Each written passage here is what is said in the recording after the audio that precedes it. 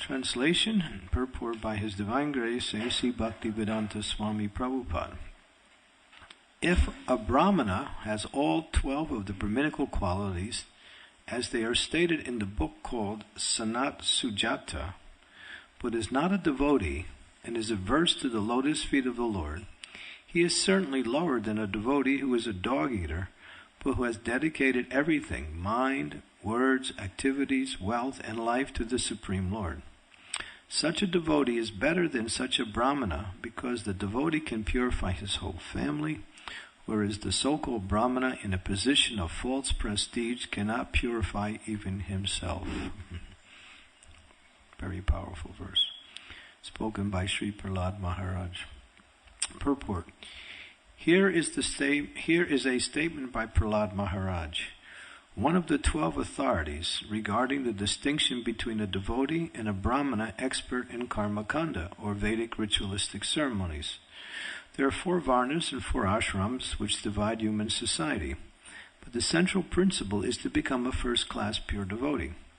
It is stated in the Hari Bhakti Sududaya, Bhagavad Bhakti Hinasya Jati Sastram Japas Tapaha Apranasyaiva Dehasya Mandanam Loka Rajanam.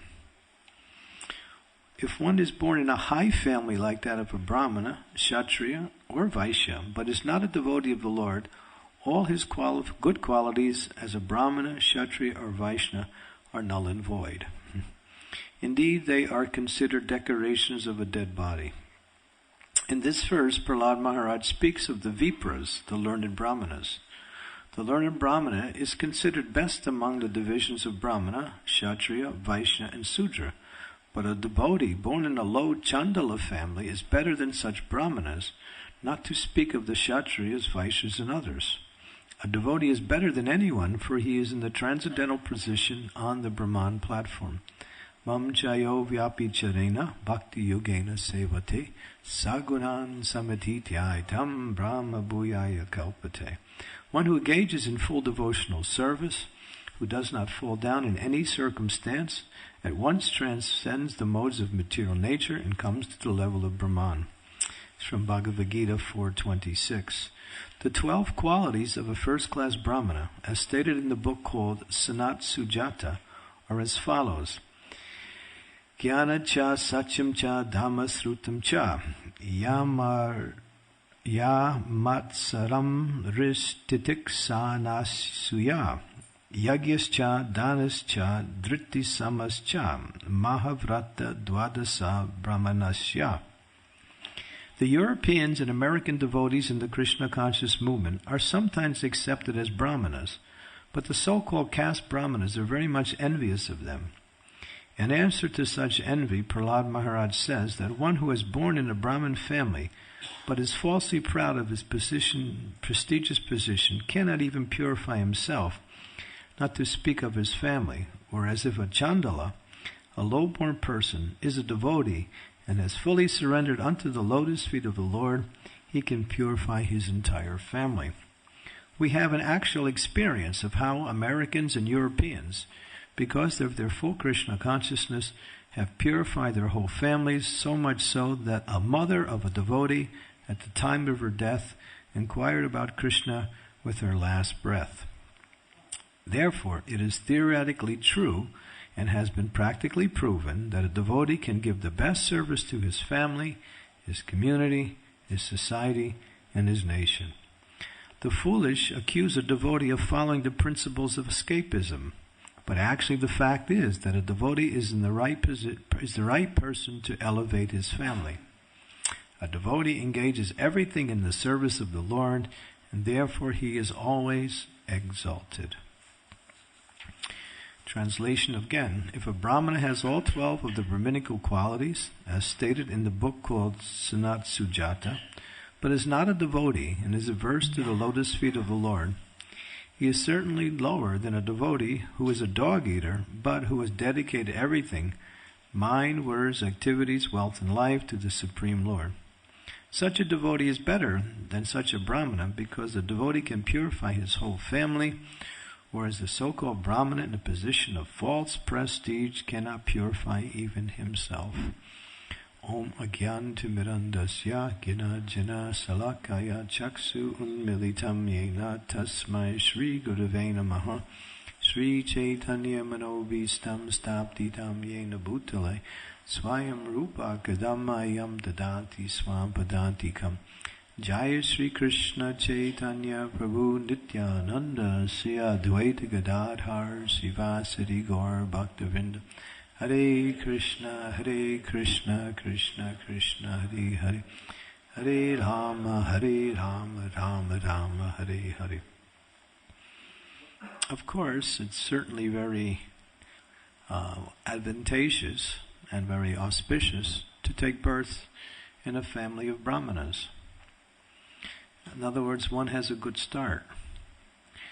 But a brahmana is one who is known not simply by birth, by qualification.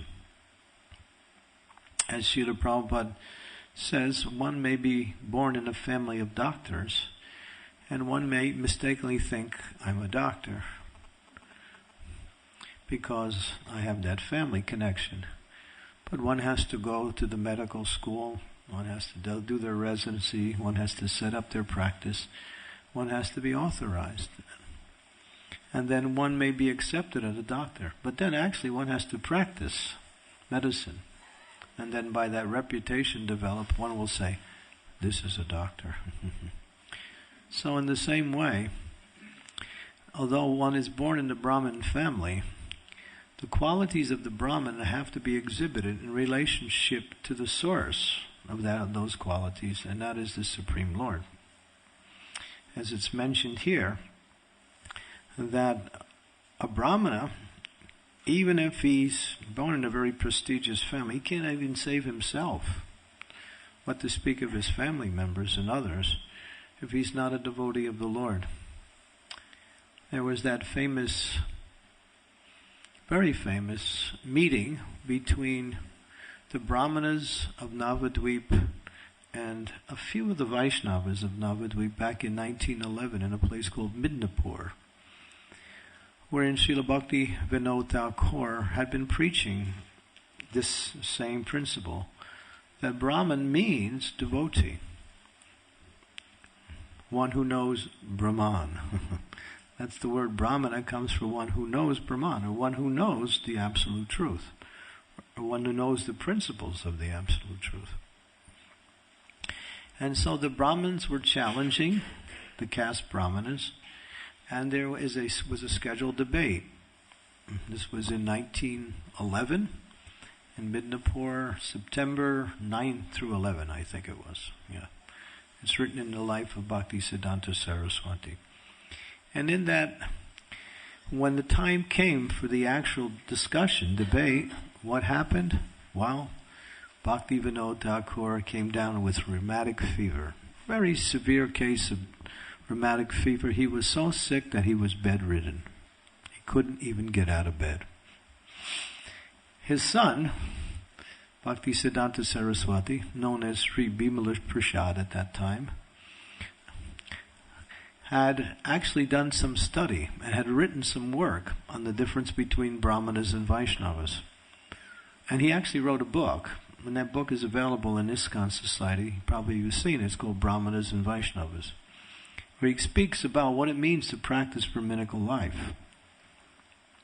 And in that, after seeing the manuscript written by his son, Bhakti Vinod Thakur, although very much overwhelmed with anxiety, what are we going to do now? We have no one to represent the Brahmanas.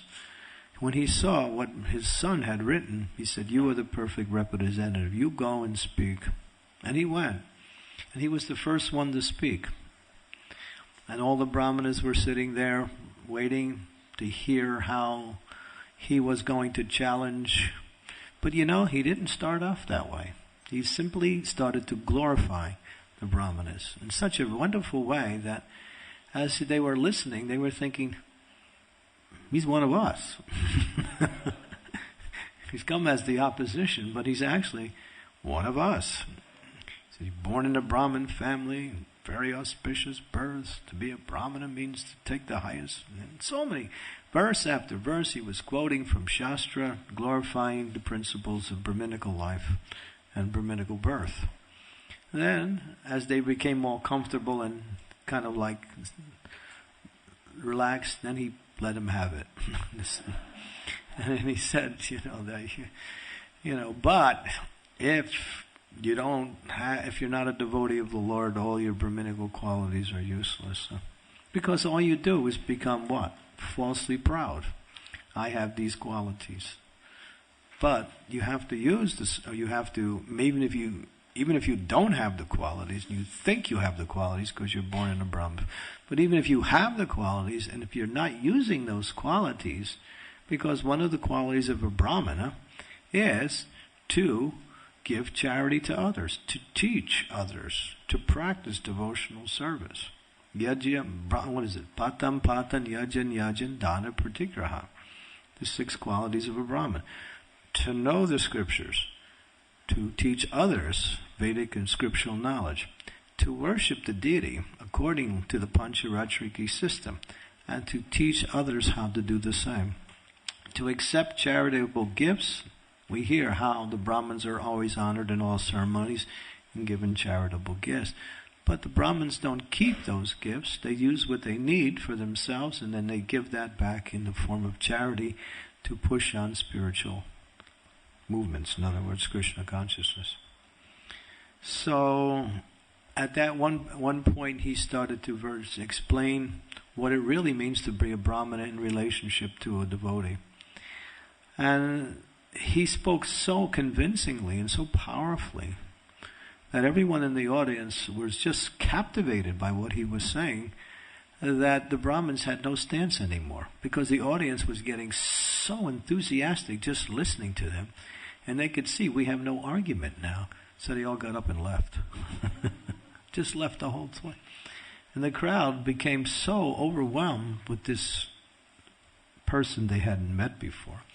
And they wanted to touch his feet. And there was hundreds of people there, and they started to charge or come up. The police were a little alarmed what to do. So they somehow or other restrained the crowd, took Bhaktisiddhanta Saraswati in another room, washed his feet with buckets of water, and threw it all over everybody. So they got a foot bath. He got a foot bath, and they got a bath from his feet. So... and that's a wonderful pastime. You can read it in the life of Bhaktisiddhanta Saraswati. And it's very fundamental because it actually shows in that expression of spiritual understanding, he showed very carefully, systematically, what it means to actually be a Brahmana. A Brahmana has to have qualities. Here, it's interesting, there is a reference to a particular scripture that we have very little knowledge of, Sanat Sujata. I haven't heard it before other than read it again here, and I'm sure it's not translated into English, at least available within our society. And what is it? It describes the 12 qualities of a Brahmin. So I thought I'd list those qualities and speak a little bit about what those 12 qualities are. Does that sound okay? Would you like to hear what it means to practice Brahminical life with the proper qualities? The first quality is following religious principles. We know that when we take initiation, we're asked to follow rules and regulations. There are what is called anukul and pratikul. Anukul means things that you should perform, and pratikul means things you should carefully avoid. If one is performing the proper activities, but is also performing activities that are prohibited or cause one to, what we say, deviate from the path of devotional service, then that somewhat overshadows the advancement we make in devotional service. So one has to carefully avoid. What do we say? We say two things. Eat prasadam, but don't eat food that's not prasadam. You may be eating prasadam, but you may also be eating other food. So that other food is causing our consciousness to go down. whereas prasadam is causing our consciousness to come up, because prasadam is none different than Krishna. So there's a do and a don't. So follow the do and also avoid the don't. That is anukul and pratikul. That's why the scriptures say, do this but don't do this. It doesn't say just do this. It makes sure to tell you what you shouldn't do. So following religious principles, and there are so many. How many religious principles are there? We say there are 64 mentioned in the Nectar Devotion. And these are the rules and regulations that one should follow. And Srila Prabhupada said these are fundamental to the practice of devotional service. Number 2 is speaking truthfully. Prabhupada said in Kali Yuga it's really difficult to practice this. Because, I guess as a business, if you're in a business, you have to make money. And then you have to speak in such a way as to convince people that what you have is what they need. So, therefore, there is what we say, sophistry. You know what sophistry is? Sophistry is half truth, half something else. It's got an element of truth in there, but it's surrounded by some kind of falsity. It's called sophistry. As Prabhupada said, a businessman will come up to you and say, for you I don't make any profit. And then what Prabhupada said, but what kind of businessman is that? He has to make a profit, otherwise he's not a good businessman. So he may speak like that, but actually it's not the truth. So speaking truthfully, in Bhagavad Gita it says that one should speak truthfully, beneficially, avoid speech that offends, and quote the Vedas or quote scriptures to back up what you say. In other words, to give authority to this speech, one should know what the principles are that is behind what is being spoken. And that gives authority to what you speak. Of course, day-to-day life we speak, but truth is understood in terms of what is beneficial. At least this is materially. From the material and spiritual angle of truth, nothing in this world is truth. Nothing.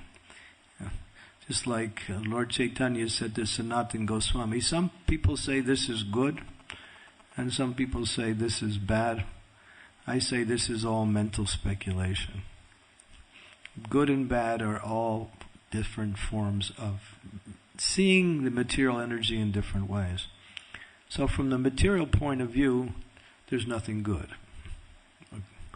But on a practical level, to day-to-day function, we follow moral principles, ethical principles that govern day-to-day life in the material world. And that is considered to be truthfulness. But on a higher platform, truth means what is not affected by time. Something that doesn't change. That is real truth. So in speech, one should support whatever they say by scriptural statements. If someone says, oh, where did you get that from? You should be prepared to defend it. Now there's 3 ways you can defend a principle. One through Shastra, one through Guru, and one through Sadhu. You have to know either one of those 3 or all 3 to back up whatever you say. The best is Guru, and Shastra is the foundation for Guru speaking. But Sadhu is also a principle of truth, what the Acharyas have established previously. So sometimes we say Rupa Goswami has made this statement, or Srila Vishwanath Thakur, after studying this particular principle, has explained it in this way. So that gives foundation like that. So speaking truthfully, beneficially, and avoid speech that offends. Satyam priyam, satyam bruyam, sometimes we say that. When the devotees in the Krishna consciousness movement in the early days, Sumati Morariji, the person who sponsored Srila Prabhupada's trip to America on their steamship company, she was a devotee of Vallabhacharya.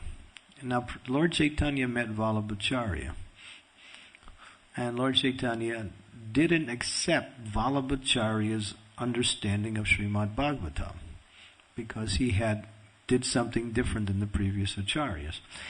Vallabhacharya was a great scholar of the Vedas, but he had some pride, and therefore Lord Chaitanya wouldn't listen to him because of the pride. He would always either take his words and switch it around so he would be defeated, or he would ignore him. That's how Lord Chaitanya treated Vallabhacharya. And so when the devotees had heard about Srimati Mamariji, that was her guru, Vallabhacharya, they had explained that story in the Shastras, making her guru look not very nice. Prabhupada, she became really upset and sent a letter to Prabhupada. And Prabhupada said, what you're saying is correct, but Satyam Priyam, Satyam Bruyam. You have to speak the truth in a palatable way so people are not offended by what you say. So that's also a way of preaching. Sometimes it's impossible in certain cases. People will be offended no matter what you say. But one should be sensitive to that, because just simply defeating a person is not preaching. Changing their heart is real preaching. Anybody can, use logic and reasoning and try to defeat somebody. But we're not into defeating, we're into somehow transforming their consciousness by logic, reason, and philosophical knowledge like that. So speaking truthfully. Controlling the senses by undergoing austerities and penances, by restricting the senses from sense gratification, by regulating the senses, one can overcome what we say the anarthas gradually. So one should carefully control the senses and control the mind. Control the senses by controlling the mind, like that. But sometimes the mind acts independently and the senses simply follow whatever the mind goes. So one should be very careful to practice sense control. How do we do that? By practicing, we say, austerities. What are some of the austerities? Simplicity, gravity, celibacy. Celibacy is in all four ashrams. Don't misunderstand that word. I was organizing a brahmachari conference in America, and I had publicized or had put it out that we were going to have a conference for brahmacharis, and I called it a conference of celibacy, and that was a big mistake because so many women wanted to sign up for the conference. They were saying, we're celibate too. And because celibacy is there in family life. If one follows the principles of creating progeny according to what we say, the rules and regulations of Grihastha ashram as mentioned in the Shastras, that Grihastha is called celibate. Even if they have children, that's considered celibacy because they follow the principles like that. So I had to change the name of the conference to make it a brahmachari conference and not a conference about celibacy. So therefore, the celibacy is one of the forms of austerities, and that helps to control the mind and senses. That is fundamental to the practice of devotional service. The next one from the scripture is being free from jealousy. Jealousy is another way of saying envy. A devotee is satisfied. A devotee is satisfied. That's the way to be free from envy. Whatever Krishna has arranged for me, I should be satisfied with that.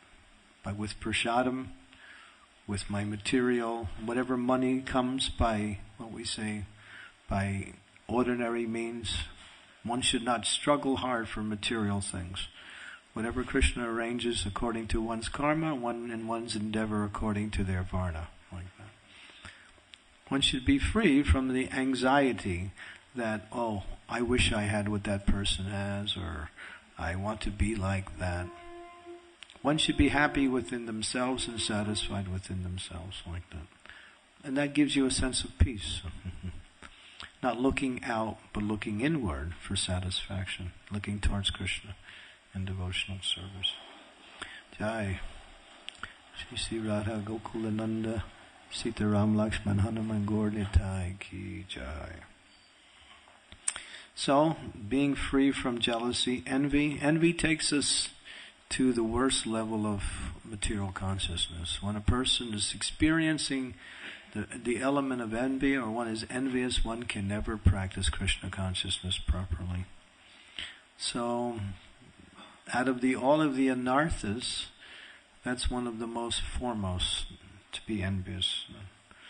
Therefore, one has to be satisfied and chant the holy names and serve the Vaishnavas. By serving Vaishnavas, we become free from envy. By chanting the holy names, we transcend this idea that I'm looking outside for whatever I need. I find happiness in my chanting. Like that. Being intelligent is the next one. That's all it says, just be intelligent. When Prabhupada was asked the question, what's the difference between an adjustable detail and a principle? Prabhupada said that requires intelligence. That's the only answer he gave. Sometimes we have to adjust things to practice Krishna consciousness according to time, place, and circumstance. So that adjustment requires intelligence. So Prabhupada used to say, this movement is for intelligent people, not for fools. And if he says, if you're not intelligent, then take the principles that allow one to develop intelligence. In other words, this is called Shastra Shakshush. One should see through scripture and through guru, rather than through one's own eyes. What we experience with our senses, it may be incorrect or faulty.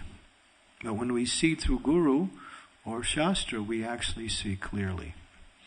The spiritual master says the deity is Krishna. We might not experience that, but it is. It's not different than Krishna. It's the same Krishna in the spiritual world. He's here on the altar also. We might think it's a deity, but it's not. It's Krishna. Krishna in the form of a deity, but it's still Krishna. 100% Krishna, not 99.8. So the spiritual master tells us how to see the deity, how to approach the deity, how to deal with other people. We should apply these principles as opposed to evaluating according to our own, what we say, experiences. And then we can act, that is actually intelligence. Being tolerant, that's another principle. Trinadapi sunichena tayor ivas suhishnuna. That tolerance is one of the highest qualities that one can develop in connection with chanting the holy names of the Lord. Without practicing tolerance, it's very difficult to chant Hare Krishna. How tolerant should be one? One should be, as Lord Chaitanya, more tolerant than a tree. What is one of the qualities that come by way of tolerance? Forgiveness. If somebody does something to you, or you feel slighted or even offended, one should practice tolerance and forgiveness. That is a Brahminical quality. Prabhupada said, people will, this is one of the next qualities. I don't want to speak this one yet, but it's actually the next one. But people may create you as an enemy, but you should have no enemies. Devotee has no enemies. When Prahlad Maharaj went to school, his teachers wanted to teach him all about politics.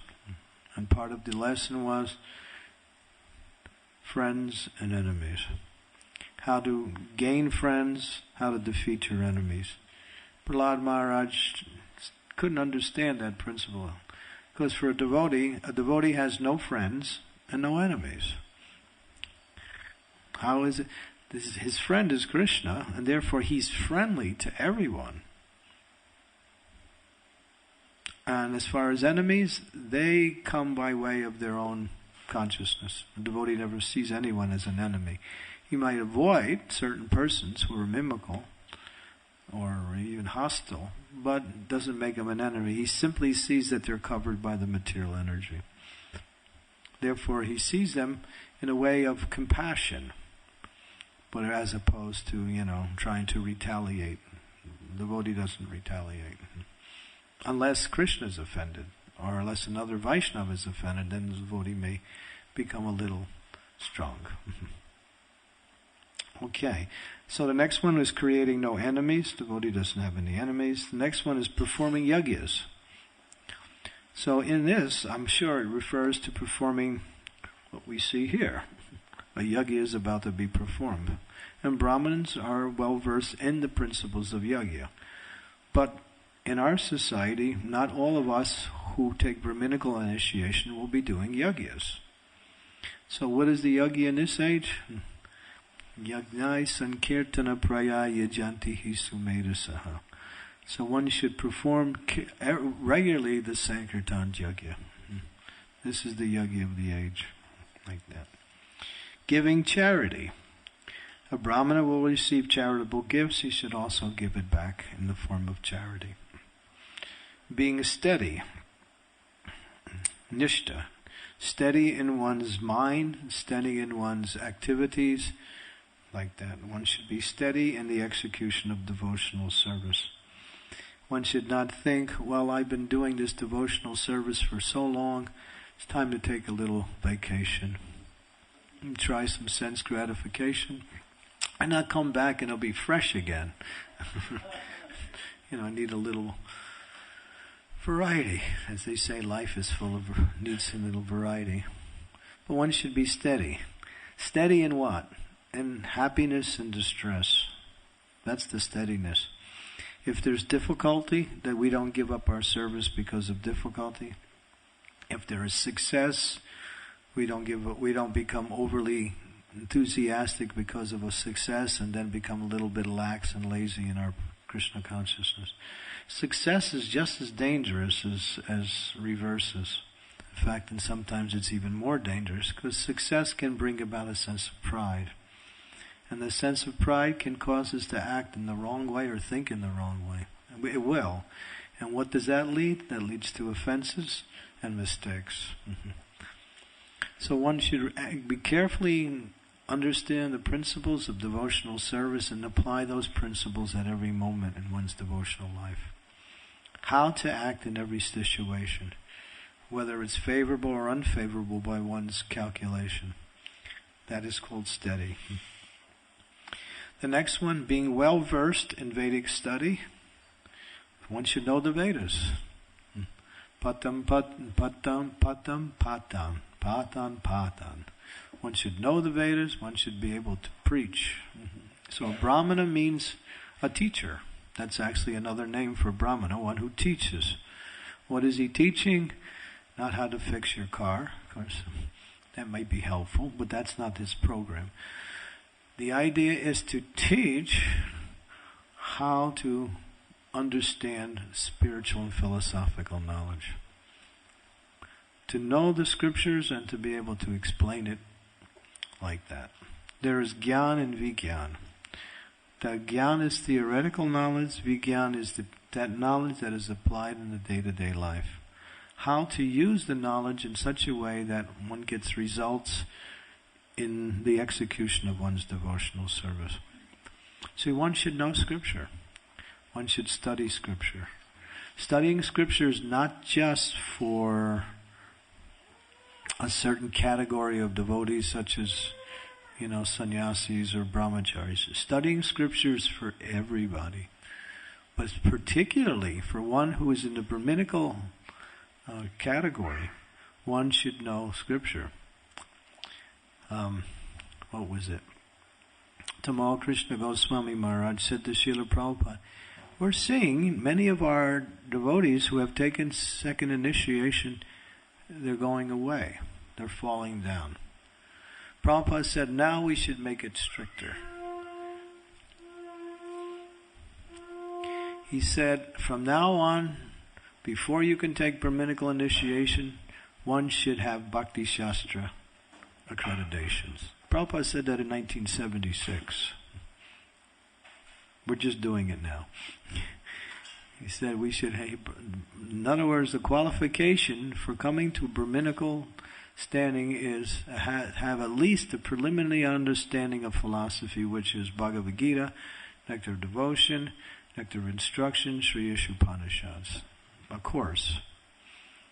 Prabhupada said, that's the minimum. And then one devotee said, well, sometimes the temple president says, we need a pujari, so let's find someone to make him a Brahmin. Prabhupada said, no, not like that. And we do that, right? Hey, this one looks like he can twirl some incense, so let's put him up there. But it doesn't necessarily work like that, because he may be twirling the incense, but what's on his mind, So therefore, one should have some, solid understanding of philosophy, that when you perform your service, you can always apply that knowledge in a practical way, in the day-to-day life. Like that. So one should know the Shastras. And Brahman means preacher also. Like that. So that goes with the previous one. It says, being intelligent, learning, being well-versed, that's the statement in Vedic study. And the last one is observing vows. So we take vows, no illicit sex, no intoxication, no meat eating, no gambling. We take a vow to honor Janmashtami, Radhastami, Ramnavami, like that, by following the principles of these different holy days. Like that. These are vows that we take. We fast from grains and beans on Ekadasi, minimum.